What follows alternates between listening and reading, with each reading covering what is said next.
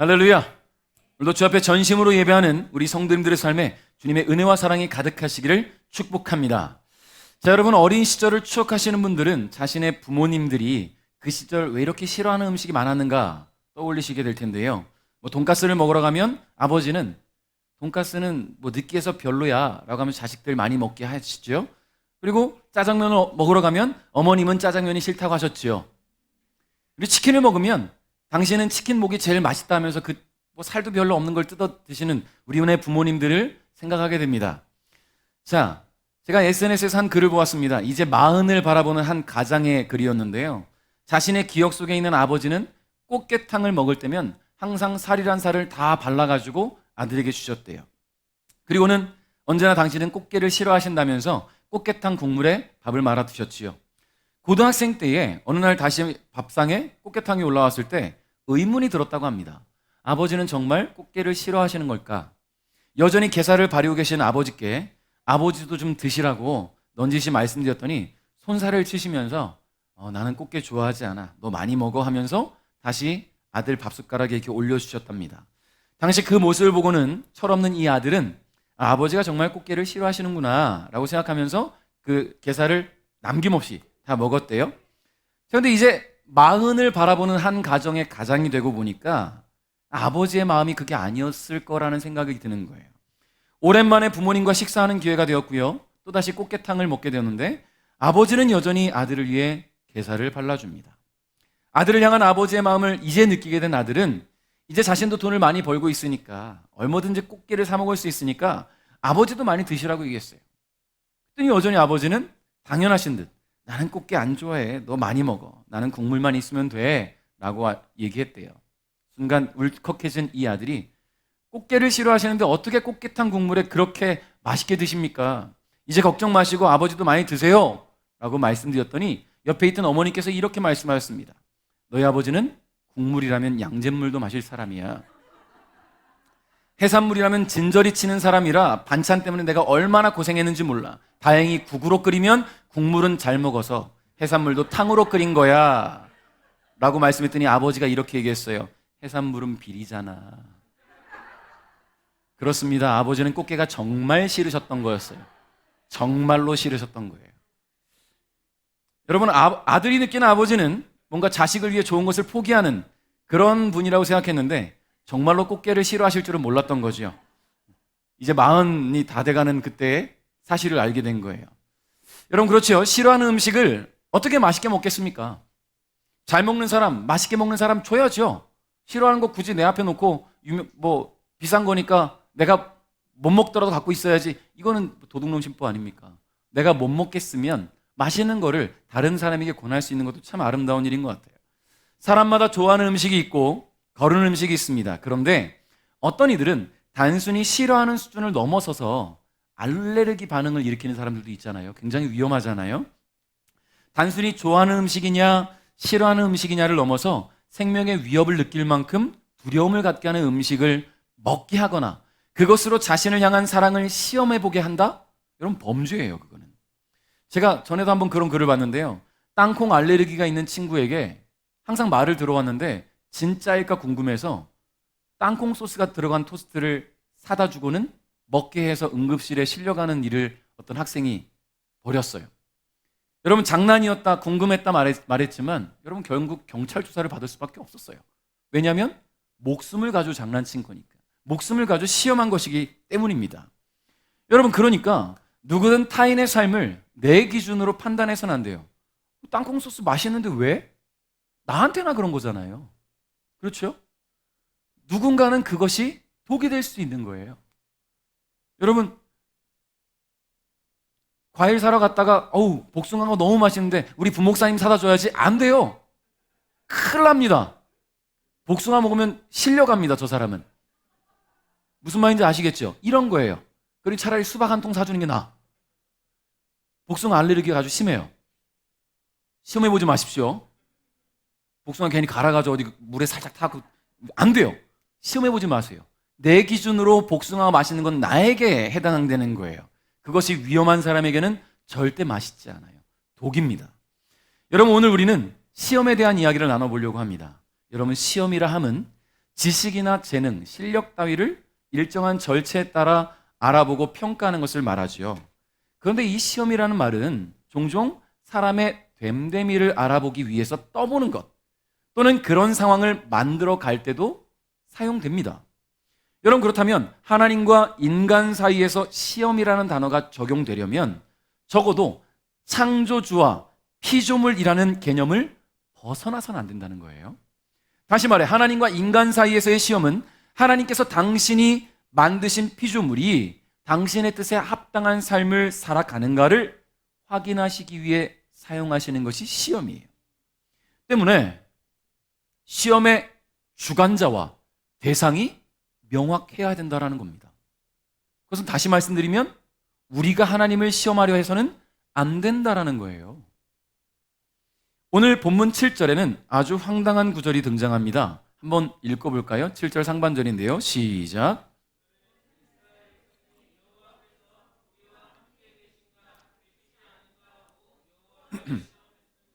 아멘.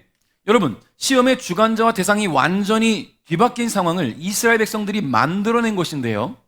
과연 오늘 본문의 사건은 어떤 사건이고 누가 누구를 향해 시험하였는가를 우리가 함께 자세히 살펴볼 필요가 있습니다. 자, 여러분, 이스라엘 모든 무리가 정착했던 신광야를 이제 떠나게 되었어요. 그리고 하나님께서 인도하시는 곳으로 길을 떠나게 됩니다. 그렇게 길을 가던 이스라엘은요, 하나님께서 인도하시는 새로운 경유지에 들어가서 진을 치게 되었는데 거기가 어디냐면 르비딤이라는 곳이에요. 르비딤. 근데 이 지역에는 한 가지 문제가 있었습니다. 아까 우리 성경 봉독 영상 때 보았죠? 문제가 뭐였어요? 물이 없었다. 이스라엘 백성들은 이미 한 차례 물 때문에 고통을 경험한 적이 있어요. 어려움을 경험했지요.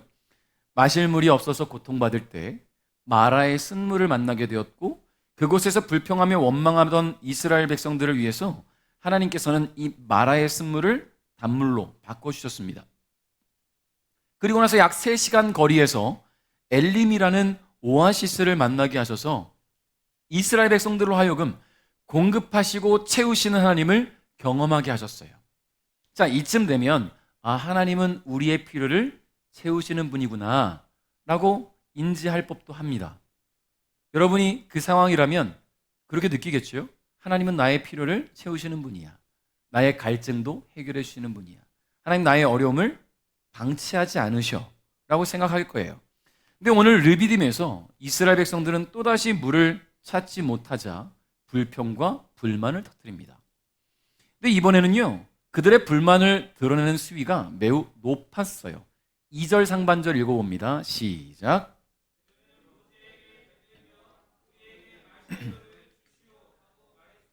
아멘. 자, 이스라엘 백성들이 모세에게 대들기 시작한 거예요. 여러분, 2절에서 대들다라는 단어로 번역된 히브리어는요, 와야레브라는 단어인데요, 싸우다, 꾸짖다라는 뜻을 가지고 있어요. 근데 이 단어는 1차적으로는 육체적인 싸움을 의미하고요, 2차적으로는 격렬한 다툼이나 질책, 이런 의미를 담고 있어요. 그러니까 지금 이스라엘 백성들이 모세에게 대든다는 것은요, 육체적인 마찰이 지금 일어나고 있는 상황이라는 거예요. 막 때리는 것까지는 아닐지라도 막 몸으로 부딪히고 밀치고 막 뭐라 할까요? 폭력 행위가 나오기 직전의 상황까지 막 몰아가고 있는 상황이라는 거지요.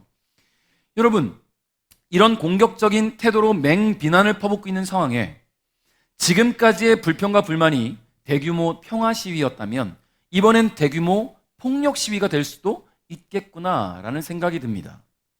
그런 이스라엘의 모습 앞에서 모세는 어떤 모습을 취하는지 한번 볼까요? 2절 하반절입니다. 시작. 왜 나에게 대드시오? 왜 여호와를 시험하시오? 아멘.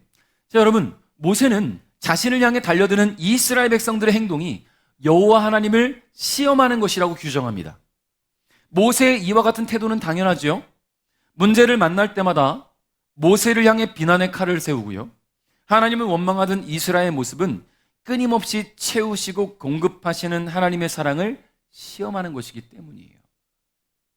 해서는 안 되는 거예요. 한마디로 입장이 바뀌는 거잖아요. 지금 주관자와 대상이. 그러나 이스라엘 백성들 귀에 모세의 말은 들리지 않습니다. 갈증이 고통이 되고 고통의 정신줄마저 놓게 되니까요, 이스라엘 백성들은 자신들을 애굽에서 구원하신 하나님의 은혜마저 거부하는 태도를 취하고 있다는 거예요. 여러분, 이스라엘의 이런 태도는 하나님의 사랑을 시험하는 아주 악한 행동이라는 것을 여러분 기억하셔야 됩니다. 만일 하나님께서 이스라엘을 광야 가지고 데리고 나오셔서 목말라 죽게 하실 생각이었다면 굳이 그들을 애굽에서 데리고 나오실 필요가 있었겠습니까? 그런 수고를 하나님이 하실 필요도 없어요. 애굽에서 이미 그들의 삶은요, 배고픔과 갈증, 고통과 절망이었기 때문이에요. 그런 이스라엘이 지금 자신들을 지옥 같은 애굽에서 구원해내신 하나님을 향해서, 그리고 자신들을 위해 온전한 헌신으로 수고하고 있는 모세를 향해서 이런 대규모 폭력 시위를 벌인다는 것은 말도 안 되는 행위지요. 감히 하나님의 사랑을 시험하려는 이스라엘의 모습이 혹시 우리의 모습이 아닌가요? 아까 우리가 찬양으로 고백했지만 염려하고 고민하고 갈등하고 걱정하는 일들이 생겨날 때, 문제가 내 앞에 장애물로 막힐 때 하나님 정말 나를 사랑하십니까? 하나님께 되려 따지고 하나님의 나와 함께 하신다는 그 고백을, 그 사랑을 의심하는 적은 혹시 없나요? 그 의심이 하나님을 시험하는 거라는 거예요. 자, 그런데 우린 여기서 하나님의 시험을 한번 생각해 볼까 합니다. 마실 물이 없는 곳으로 인도하신 하나님, 왜 하나님은 또다시 물이 없는 곳으로 이스라엘 백성들을 인도하셨을까요? 지금 이스라엘 백성들이 하나님을 시험하는 것이 아니라 오히려 하나님이 이스라엘 백성들을 시험하고 계시는 거예요. 그들이 이런 태도를 보일 것인가, 아니면 믿음으로 모세처럼 순종하며 묵묵히 기다릴 것인가를 하나님이 시험하신 거라는 거지요. 마라에서 집단 농성을 벌이던 이스라엘의 모습을 하나님 분명히 기억하실 텐데도 하나님은 그들을 또다시 물이 없는 곳으로 인도하셨어요. 이것이 이스라엘을 향한 하나님의 시험입니다. 이스라엘이 하나님의 사랑을 시험한 것이 아니라 하나님께서 이스라엘의 믿음을 시험하신 거예요. 여러분, 그렇다고 한다면 우리가 삶에 만나는 걱정과 염려와 고민들, 문제들, 여러분 그거 가지고 하나님 정말 나와 함께 하십니까? 나를 사랑하십니까? 나를 정말로 아끼시기는 하십니까? 이런 고백을 할 게 아니라 하나님 앞에, 하나님, 이 모든 것들도 주님이 나에게 주시는 은혜입니다. 믿음을 지킨다면 그 하나님이 주시는 시험은 통과하는 거예요. 할렐루야. 여러분, 어떤 태도를 취하는가는 아주 한 끗 차이입니다. 그 한 끗 차이의 갈림길에서 여러분 하나님의 시험을 잘 통과할 수 있기를 주님의 이름으로 축복합니다.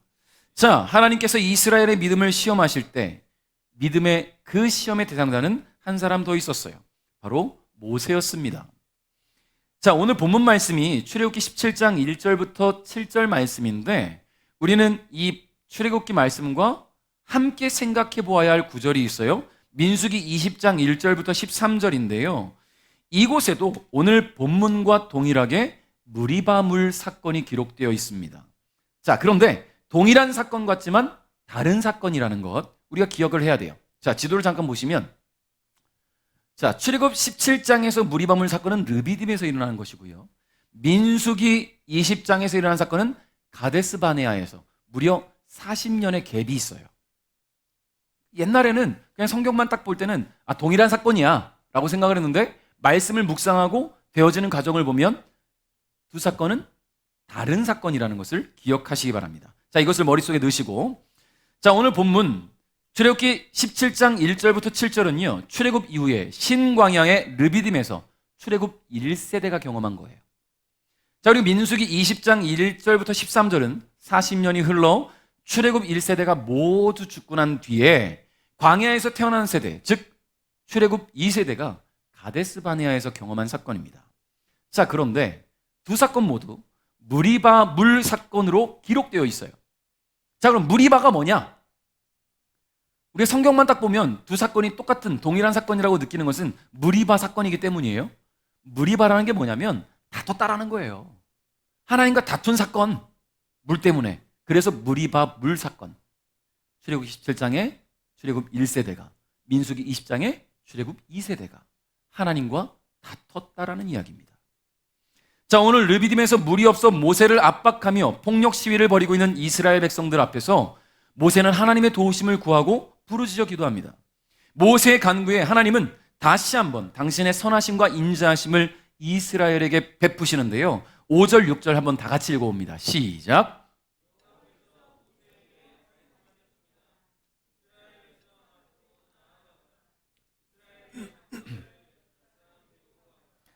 그리고 나일강을 칠 때에 썼던 지팡이도 가지고 가거라. 내가 시내산 바위에서 내 앞에 설 것이다. 지팡이로 그 바위를 쳐라. 그러면 거기에서 백성이 먹을 수 있는 물이 나올 것이다. 모세는 이스라엘의 장로들이 보는 앞에서 주님께서 말씀하시는 대로 했습니다. 아멘. 여러분, 하나님은 모세를 통해 이스라엘 백성들에게 물을 주셨어요. 사람이 방법이 아니라 철저하게 하나님의 방법을 이스라엘 백성들에게 보여주셨는데요. 모든 이스라엘 백성들이 보는 앞에서 하나님의 명령에 따라 바위를 내리쳤을 때 바위가 깨지면서 틈이 생기게 되죠. 바위가 깨지면 그 틈에서 샘이 솟아나기 시작했다는 거예요. 자, 그런데 우리가 여기서 주목해야 될 구절은요, 6절 하반절이에요. 왜 주목해야 되냐면 모세는 이스라엘의 장로들이 보는 앞에서 주님께서 뭐 하신 대로? 말씀하신 대로 했습니다. 말씀하신 대로. 할렐루야. 말씀하신 대로 했다는 것은 순종했다라는 이야기예요. 모세는 첫 번째 무리바물 사건 때에 하나님 말씀에 순종했어요. 순종이라는 것은요, 말씀대로 하는 게 순종이에요. 자신의 어떤 생각이나 감정을 이입하지 않고 오직 하나님의 뜻이 선포될 수 있도록 그대로 하는 것이 순종입니다. 모세는 그렇게 하나님 말씀에 순종했고 그렇게 주님의 시험에 통과를 했어요. 자, 그런데 무려 40년의 시간이 흘러서 출애굽 2세대와 또다시 만나게 된 이 무리바 사건에서 모세는 이전과는 다른 반응을 보였다라는 거예요. 민수기 20장 8절에 보니까요, 너와 내 형 아론은 백성을 불러 모아라. 그리고 내 지팡이를 가지고 간 후에 백성 앞에서 저 바위에 대고 말하여라. 그러면 저 바위에서 물이 흘러내릴 것이다. 그 물을 백성과 그들의 짐승에게 주어 마시게 하여라. 아멘.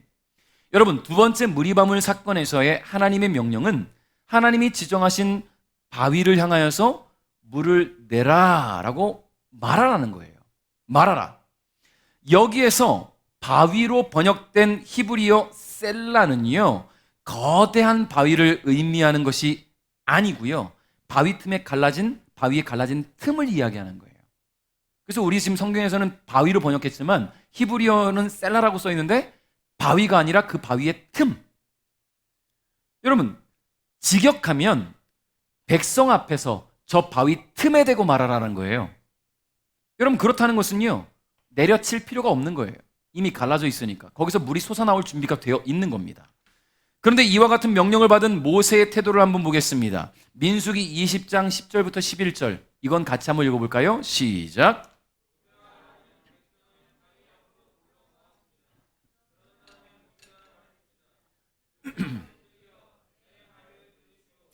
당신들을 위해 이 바위에서 물이 나오게 하면 되겠소.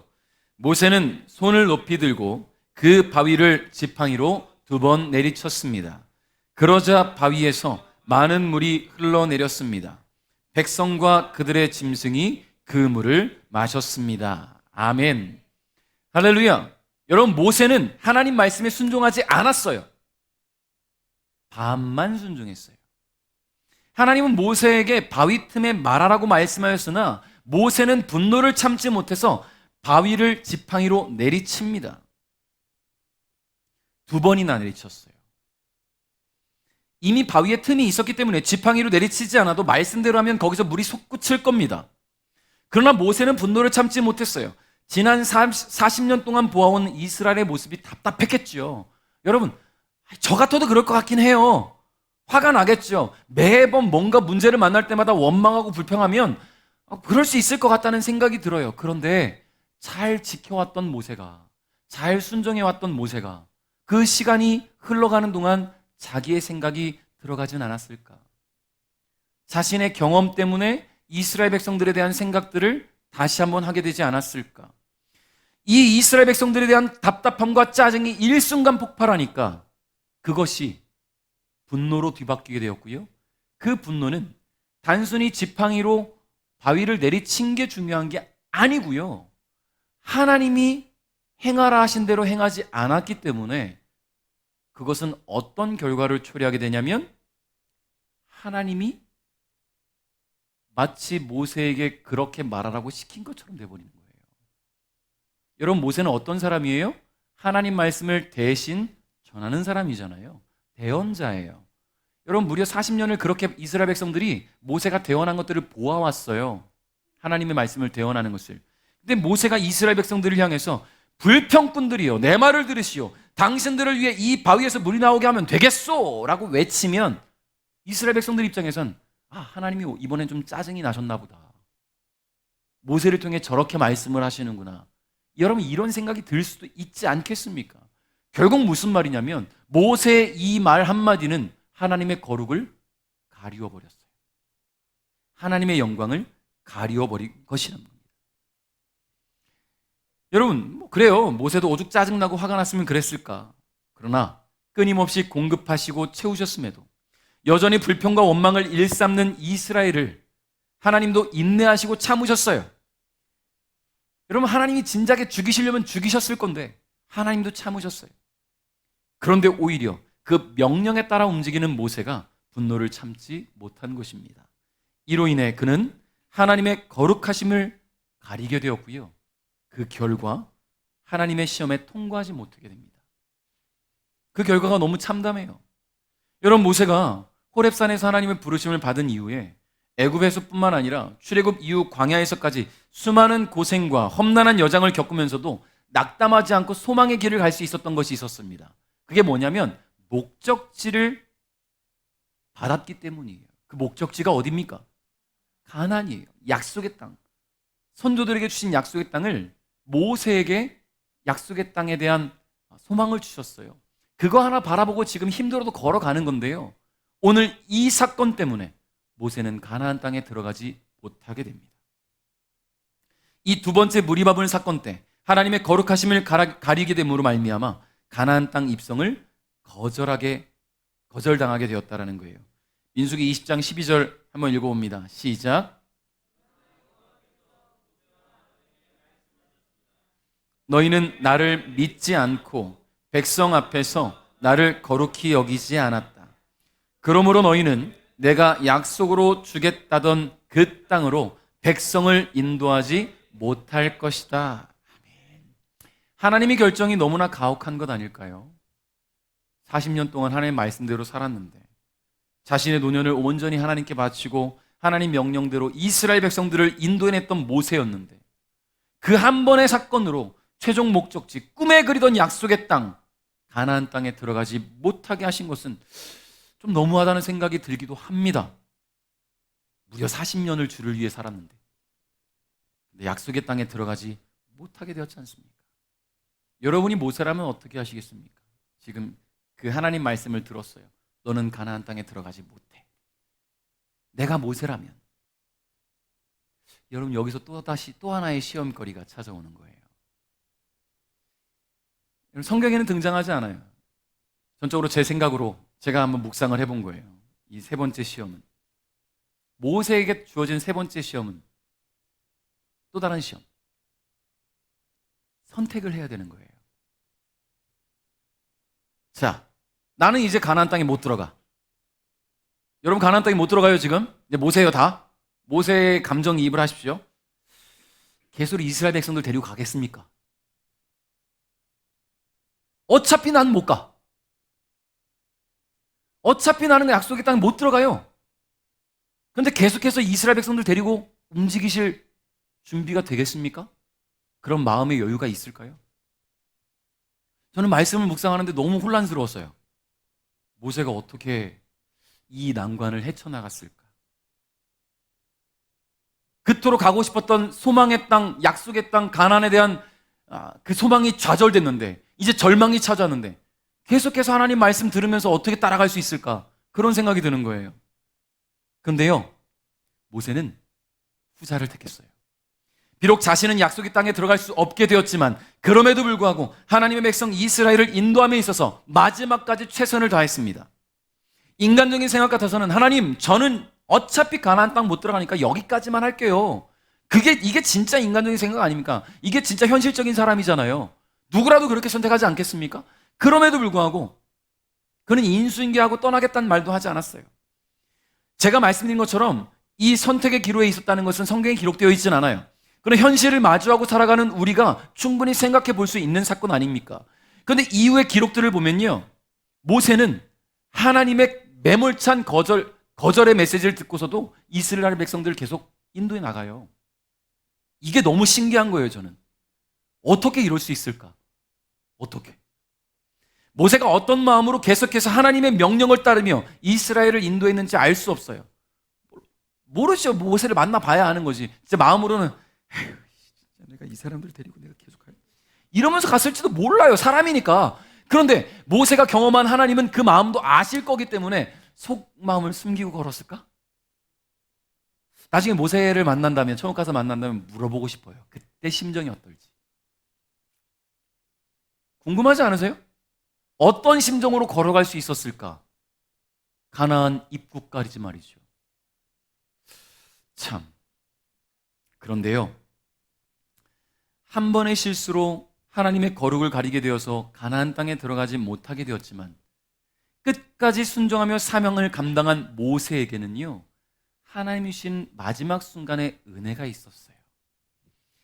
하나님은 선택이기로 해서 죄를 위해 끝까지 최선을 다하기로 결정하고 사명을 감당한 이 모세를 위해 느보산 정상에 전망대를 마련하시고 모세로 하여금 그곳으로 안내하신 다음에 가나안 땅을 두 눈에 담게 하셨습니다. 비록 두 발로 밟아보지는 못했지만 약속의 땅을 자신의 두 눈에 담을 수 있는 은혜를 주신 거예요.